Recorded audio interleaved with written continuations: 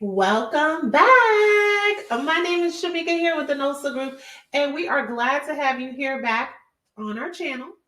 If you haven't, feel free to take out the moment now to subscribe because we're putting out a lot of great content this year. We're excited, one, to have our channel up and running for almost a year now and sharing all this amazing information about healthcare staffing. For those who are interested, if you don't know who I am the founder and creator of the NOSA Group, the Nurse Owned Staffing Agency. And what we do here is what you see. We're a community of healthcare professionals, mostly nurses, who are coming together to make the transition from employee to employer and run, start, grow, expand, revamp, redevelop our healthcare staffing agency businesses. So that's primarily the topics, but we definitely talk about everything and anything business related. And we want to give as many tips and tricks, tools and resources to make sure that whomever you are, wherever you're located, are able to get the information and resources you need to be successful in your respective businesses. So let's get started. So as you can tell, I have a little bit of excitement about this topic because this topic is really like the key. It's a pivotal part of your success as you grow in your journey of being an entrepreneur or business owner and how the outcomes look and feel. And of course, it's about changing your mindset from employee to employer. And really, we're going to touch on this time more about the in-depth pieces and the actual action items you need to do. So we've all seen videos about, okay, change your mindset, read your book, do this for 30 days, do this for 21 days. But what makes this different is we're going to give you the actual steps to do it. And then, of course, it's left up to you, or if you get yourself an accountability partner or group, it's left up to you all to make it happen. But once you kind of set your mind to something, the steps is really what takes it from being words to actions. Let's get started. So understand that making the change and making the transition, understanding where you need to make tweaks or where you might need to make adjustments or even have a more in-depth training, whether it be through a course, a class, or a session, a workshop, it's a gradual process. So even my own transition from employee to employer took time. There were still things happening in my world, in my life, that I still had an employee mindset about. So some people prefer to make this transition gradually by creating a plan. So you always want something that you can reference to. So it can be a plan, an outline, a 1 or 2 pager or 4 or 5 pager. But the more in depth it is, the better as far as the steps you need to take. And one of the things that's really important at this stage is understanding that, hey, when you're planning the business, you're not only making changes to the things that are kind of going to make the business open, operate, grow, but you also want to make those changes in yourself. There's a lot of soft skills that I had to build, i.e., public speaking, and many others have to work on negotiating, dealing with difficult situations. The gamut goes on that you have to include to kind of get yourself up to that level. So many times we take those first steps while still maintaining jobs, which is fine because those are great places to get some of those soft skills or work on some of those things. Keep an open mind. Whew. Who knew that would be such a big part of being an entrepreneur? Many times, and you guys have heard this probably more than I have, or just as much, the journey is lonely. But you don't have to be alone. There's so many tools and resources out there that support entrepreneurs, whether it's small business, medium, large size business, just getting started in their journey. It's just really a matter of getting connected. And sometimes you have to get connected to these communities in non-conventional ways, i.e., a social media group or a Facebook group, like many of you have found out about us.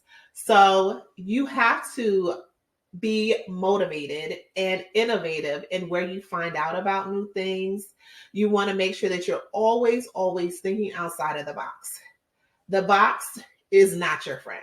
So you want to make sure that you're thinking outside the box. This really is the only way you'll be able to differentiate your business from others and create a niche and become ultimately successful.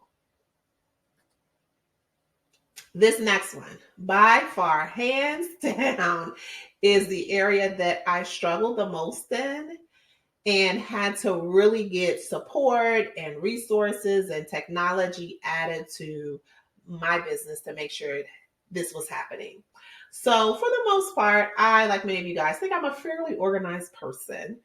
But when I introduced a business into my world, I really realized how unorganized I really was. So it's unusual, or it's unusual for entrepreneurs not to have a schedule. It's usual for entrepreneurs to feel that they're working more hours than they're used to. So that's why you need to set a schedule and organize your time logistically and strategically. And I'll talk more as we go into the end of January about like how I schedule out my time. I am very methodical about what I do and the days that I do them on. I don't work the business 24/7, 7 days a week anymore, but I am still heavily involved in the day-to-day operations. And part of the reason that I can do that is one, got some help. Two, made clear as far as what my goals are as far as that particular year, for instance 2023, and how I wanted to work, like what work for the business looked like for me. And then of course I prioritize the things within the goals of the way that I wanted to work. So if my interest is focused on these areas, then the other areas that I may have been the primary resource or the primary contact, I'll either outsource, right, get help, or I'll look at other ways that those things can get done by other team members. This, I think, is slide number 4. Set your goals, long term and short term. So when creating your business, you always want to keep in mind the importance of having long-term goals. The hardest place as a business owner to be is having been created a successful business, but end up in a space or a place where you're just doing what you've always done. You've reached certain milestones, so many employees, you've reached so much in revenue, you've reached so many locations, but in your mind and or on paper, you haven't really written down what the ultimate goal is for you. Is it to take over the East Coast? Is it to take over the whole state of such and such? Or is it to make a different kind of impact? Is it to kind of bring quality back into agency staffing? Could it be to empower, nursing support staff to work in different areas or further their education, or provide a more technology or tech-based driven system to facilities or fellow agency owners for scheduling and time and things like that. So whatever it is, you always want to incorporate it so that you're not losing time in doing something that many times as employees we do, which is do the same thing we've always done. But knowing that the steps you're taking will be towards reaching the ultimate goal. Some people's ultimate goal is to get JCO certified, work in hospital settings, work in, different specialties. So those are all things that can kind of get you on track. It could be also doing government or state or local contracts. It could be international nursing. So whatever that goal is, you want to make sure that that's incorporated so that when you're thinking about adding additions or restructuring your organization, you already have in mind those things so that when you do them, they make sense with the business. And then of course, short-term goals, hey, we do them more than we realize. Just ensuring that they work, they continue to make sense. They're probably shorter versions of your long-term goals that you're kind of working towards on a day-to-day or weekly basis. But you always want to make sure to check on them to make sure that they're still in line with what your ultimate long-term goal is to be. Prioritizing, I obviously spoke sooner than later when I mentioned it, but one of the things that you must and you have to do is to prioritize your time. As any business grows, one of the things that myself and many small business owners find themselves doing is repetitive tasks, repetitive administrative tasks, repetitive recruiting or human resources or payroll or compliance related tasks. Those are typically things that can be outsourced. Those are typically the first things that many organizations outsource. And that's something that you can incorporate in your long term goals. And part of having a different type of mindset is understanding that that's part of the end game. So there's a big difference in being an entrepreneur where you work the business instead of working for someone else versus an entrepreneur that has an established business that works for you. So you must have your business plan well set and identify the steps to take and the resources that might take in order to distinguish the most important tasks, in order to prioritize the things, because sometimes your priority shifts, right? An example might be that for us, when we did NOSACON 2022 last year, that was the first time that we did it. And that shifted my priority as the owner from other things in our organization as a priority and made NOSACON and the conference a success and all the many pieces that came together to make it happen. Um, there had to be a big shift, but it was also something that had been planned for. So we were in a position to do that. That did include adding more staff. It also included shifting some of the other activities that I was a part of. So making sure that you distinguish and you're clear about what's important versus what's not important really will be a huge time saver. This one, I love this one because it's important. And it's really important in any element of your life. Keep learning. You never know it all. Keep reading, keep attending conferences and webinars and workshops and seminars. That's where you're going to kind of, one, identify where you may have some deficits, and two, maybe connect to a community that can help build that up for you.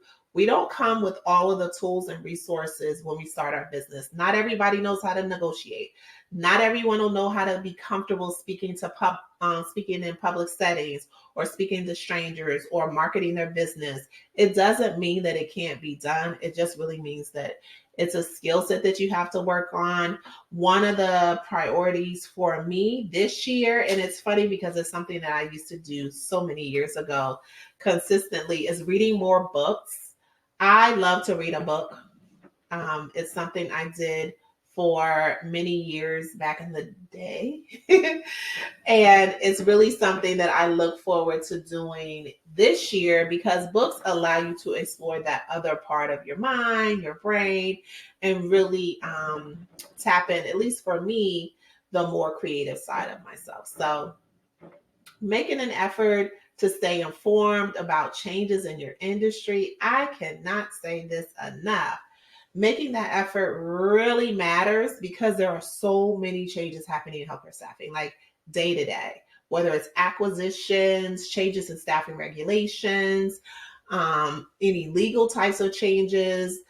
Those all those are all things that impact our industry in a big way. It could be union presence or union strikes. It could be changes in pay or work hours. Those are all things that will impact how we work in our business as agency owners. And then, of course, keeping track of certain topics. One of the things we're doing this year with our group is we're doing a work group on changes to staffing regulations at the state level. So more regulations coming down the pipeline in various states on staffing agencies. So we'll be working on that, but find a topic that is important to you. It could be about long-term care, certified nursing assistants, like new licensing requirements. Those are all things that should matter. And based on that decision, you want to make appropriate decisions. So you may want to dive deeper into those topics or attend a conference or workshop about them. You may want to create, like what we're doing is create a work group where you kind of have, colleagues and co-workers coming together and kind of coming up with solutions to potential problems or challenges these things may bring about. And then finally, one of the biggest things that we probably do it already is be responsible. So at the end of the day, you have to take responsibility for everything that happens in your business. That's the biggest piece that transition from employee to employer really matters. So it's not clock in and clock out. I'm only responsible for my 12-hour shift. It's you're responsible for your business, your name, the people that work in your business, the people that go out and work for your business. When you do things right, you're responsible. When you do things wrong, you're responsible. There is definitely a no excuses element or a very limited ability to provide explanations to what happened when something goes wrong. And, every decision that you make can have consequences in the future. So kind of having the plan and thought process around, hey, this is what I want the business to look like and feel like in the future matters. It matters what you say. It matters what you post on social media. It matters how you react to situations. All those things matter. And they probably matter even now more. And we've seen quite a few instances where there's been like immediate severe repercussions behind that with regards to social media, in that people screenshot, people copy and paste, people save the information that you share. So you always want to be cognizant of what you're sharing as well as who you're sharing and how it can be perceived. So I hope that helped you guys get a little bit of more insight about changing your mindset and kind of how you can make the transition from employee to employer. A couple of things that you want to keep in mind and that you always want to take in consideration is kind of being prepared to make the transition, understanding it can be a gradual process. It's not you wake up one day, the next day you're a business owner and all the thought processes that you had before are gone. You want to ensure that you're setting goals, prioritizing your time, that you're making sure that you're always in a place of learning and keeping an open mind. Having an open mind to different situations and scenarios really matters to your future success, and getting support. So getting help, whether it be from a workshop, a class, or a course, it could be from a accountability partner, a mentor, or support person. Having that in place really helps you. I think having mentors who are business owners, who are established business owners, are always a great thing. It's something that I've always done, whether I was in business or just in the respective field that I worked in. And it really allows you to have someone who you can talk to and bounce ideas off from in a no judgment zone. And they can kind of give you feedback and information from their own experiences. So thanks again for joining us on our talk as we talk this week of January about changing your mindset. I hope that you get an opportunity to include some of those things in your day-to-day lives and considering those when you're putting together your business plans and any goals that you may have. So if you want to learn more about what we do here at the NOSA Group, definitely feel free to check us out on our website. As well, you can check us out on all social media platforms, along with here on our YouTube channel at TheNosaGRP. And don't forget to subscribe to our channel here to get updates and more information about upcoming videos. Thanks again.